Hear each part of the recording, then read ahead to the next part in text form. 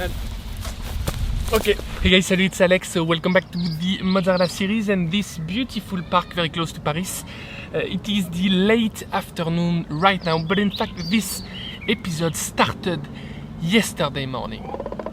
You know I'm in trouble when the whole story started. Long story short, I attempted at making a brand new mozzarella, something people have never seen before, nothing short, using, you know, a copycat of buffalo's milk. I did work really hard, I understood a lot, but I'm afraid I didn't get the success I was expecting. Not quite. Since then I had some time to think and to process the whole thing, and I think that now I'm ready to share my thoughts with you guys. Of course you need to watch the whole story first, otherwise my thoughts right there are not gonna make any sense. So just go ahead, I'm waiting.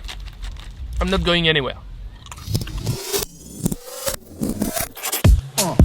So I recently posted Benito's reaction to my own mozzarella I did with culture, and this got me thinking, like, of course I could be trying to perfect that Italian traditional mozzarella, you know, on and on and on and on and on. I'm not obsessed. It's called passion. But for some reasons, it sounds like it would be a big mistake.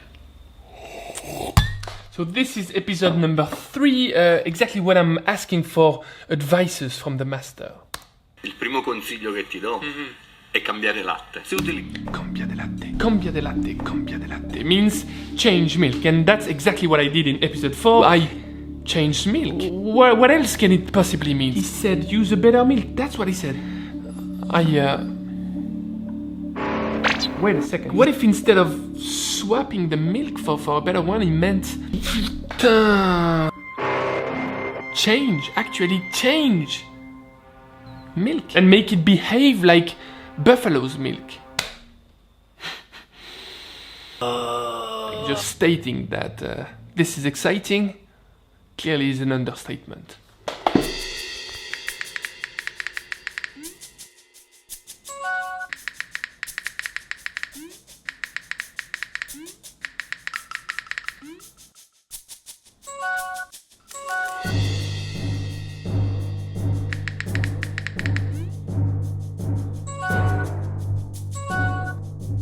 So that's where the problem stands. My milk, I mean any common whole milk, is about 3.6% of fat and about 3.2% of protein. There's not a gap, there's like a canyon of differences. Well, luckily for us, there is a way to counter this problem using widely available ingredients. For milk, I'm gonna ditch the raw whatever stuff, I'm gonna use fresh whole milk. To boost the fat, I'm gonna use cream, and to boost the protein content, I'm gonna use powdered milk. And then I'm gonna think about global domination. Well, of course, you can't simply just add a certain amount of cream to a liter of milk. Basically, you would then be changing the overall mass. Cream is also bringing protein to the game, and powdered milk is also bringing fat, even though it's super small. Well, I'm not gonna lie, there is a bit of math involved. I'm gonna fast forward through it in 3, 2, 1.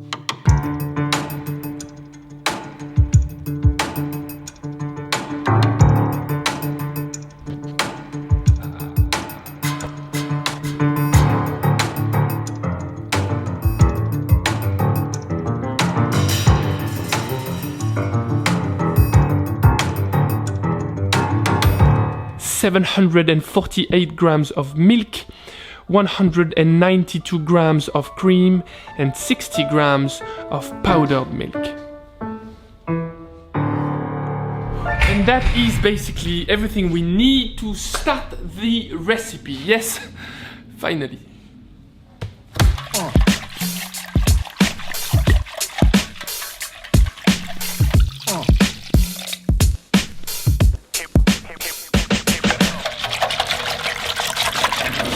Right, now milk is at perfect temperature to add rennet. Keep in mind that not all rennet are made equal, some of them are stronger than the others, so just read carefully what's written on the package. I'm just adding a bit of water at first.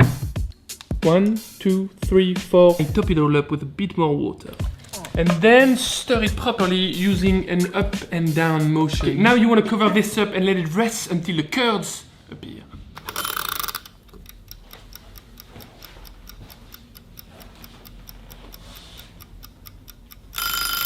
you're ready to cut the curds when you can perform the clean break test. You're supposed to use a knife to cut them in equal pieces, technically in equal cubes. Yes, Alex, again, what's wrong? Nothing's wrong, it's just basically impossible to cut curds into cubes from the top. I mean, I need to have access to the sides in order to make equal cubes, unless of course you can come up with a little DIY device that would just solve the problem. But that's not something you would do, Alex. I swear!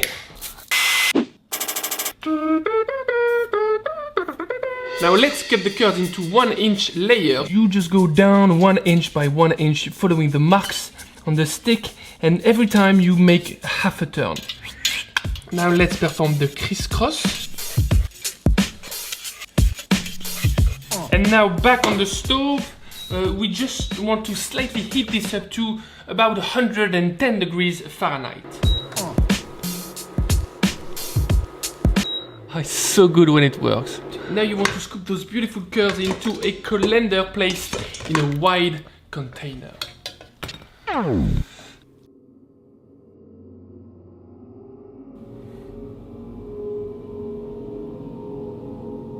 don't get it. What's happening? Everything was... No, stop.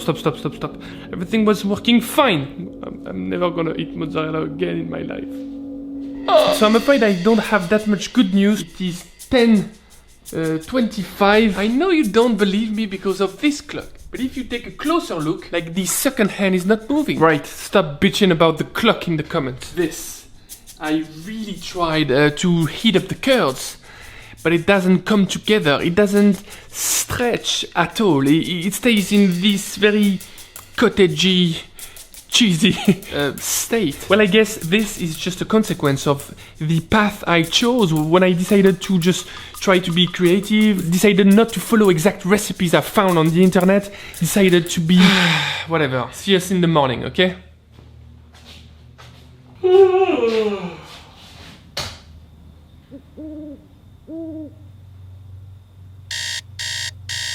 So it's the next day. I've been thinking a lot, I've been sleeping a bit, but I think I know what went wrong yesterday. Two problems: milk needs to be more acid and curds needs to be cooked further. Of course, I'm not gonna run you through the whole process, so let's just fast forward to the first key step. I'm trying to figure out how much acid this funky milk needs to get down to 5.2. I bought recently some pH paper, but it's kind of a different one. It's a more precise one within the range of pH that I'm working with. So with this addition, I'm gonna stand at 2.5 grams of citric acid per liter of Alex milk.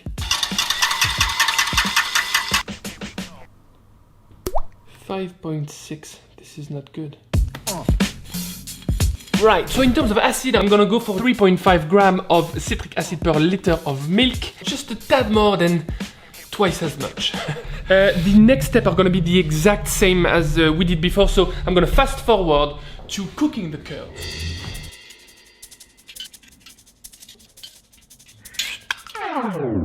The curds are a bit soft, but I think it should. As you can see, the whey is a bit milky. It opens on the side, releases some whey. It's very sad. Very sad. I'm gonna spare some of your time right there. It didn't work. Again, life sucks so much. I told you I was waiting. So to be honest, those successive fails have got me. I'm down a bit, because now I'm even questioning if that crazy mozzarella is even possible to make. Okay, let me share with you what I've identified to be critical so far. Main ingredients. To get the right protein and fat content, I started with milk plus cream plus powdered milk. But I see many options there. I could have used water plus whey protein plus pure butter fat. There also is an interaction between fats and protein. I need to up my game on this. 2. Additives. I don't want to come up with impossible ingredients, because at the end I want everybody to be able to make it. But still, there might be a need for additives. 3. Acid quantity. Cheese curds only stretch in an acid environment. That's something I understood way back. I also understood that as fat content grows, you need to increase the acid quantity. But first, why? And second, by how much? 4 rennet quantity. I'm using 4 drops per liter. I even increased the thing, but I'm not sure if I should increase or decrease that quantity. 5 curds cutting. I mean, I know that the cutting should be as even as possible, but I'm not sure about the spacing. I'm not sure if the impact is important or not, if the whey release matters that much. And 6 curds cooking. I tried 105, I tried 110 degrees Fahrenheit. So honestly, once you get the curds right, it's over. I mean, the most difficult part is over. You still got to perform the pasta filata technique, but people have done it before, so I don't see problems there. You know what? Looking at all this, I think I got the answer I was looking for. I can't make it! Alone, at least. The most powerful weapon I have access to is in fact my community. You, the wild pack of curious cook and, you know, DIY savages. And also some very respectable human beings. So yes, I need your help on this. But before you rush into the comment section with like the perfect solution ever, oh my god, Alex, how could you not think of? Please make sure that first you have watched the whole series, because there are many answers already. Second, I will need you to share your sources. Like if it's from a personal experience, then just say it. Or if you just read that in a study or on a website, just share the link with me. And last, people, keep in mind that you don't have to be a multiple PhD polymer chemist to help me on this one.